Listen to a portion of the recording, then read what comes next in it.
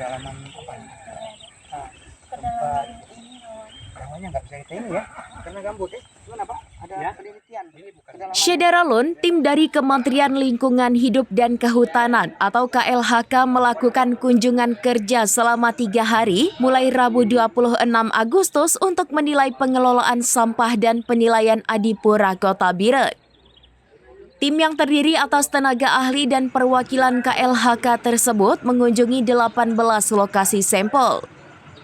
Kunjungan lapangan ini bertujuan meninjau langsung kondisi pengelolaan persampahan dan lingkungan di daerah tersebut. Lokasi yang dikunjungi meliputi kawasan permukiman di Desa Lipah Raya dan Krung Juli Timu, Jalan Gayo menuju Pendopo Bupati, Pasar Induk Cureh, serta kantor camat Kota Juang. Tim juga meninjau sejumlah fasilitas pendidikan dan kesehatan seperti TK Pertiwi, SD Negeri 1 Pedada, SMP Negeri 3 Biren, SMA Negeri 2 Biren, RSUD Dr. Fauziah dan Puskesmas Pedada. Tempat umum lainnya yang menjadi agenda kunjungan adalah ruang terbuka hijau Cotgapu, Terminal Bus Biren, objek wisata Pantai Cemara, Stasiun Kereta Api Gandapura, Ekowisata Payani, Blangme, serta lapangan Blang Asan di Pesangan.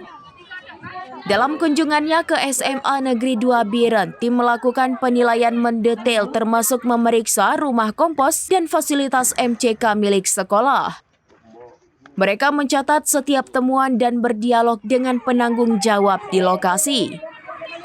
Kepala DLHK Biren Insinyur Fadli MSM menyatakan bahwa kunjungan tim pusat ini merupakan bagian dari penilaian untuk program tempat pembuangan akhir dan Adipura. Disebutkannya KLHK akan mendampingi Pemkab Biren dalam penanganan sampah hingga tahun 2029 sekaligus melakukan pemantauan berkelanjutan untuk penilaian Adipura.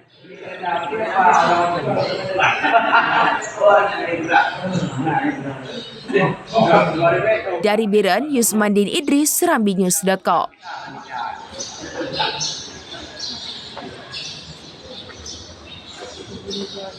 Download Tribun X sekarang, menghadirkan lokal menjadi Indonesia.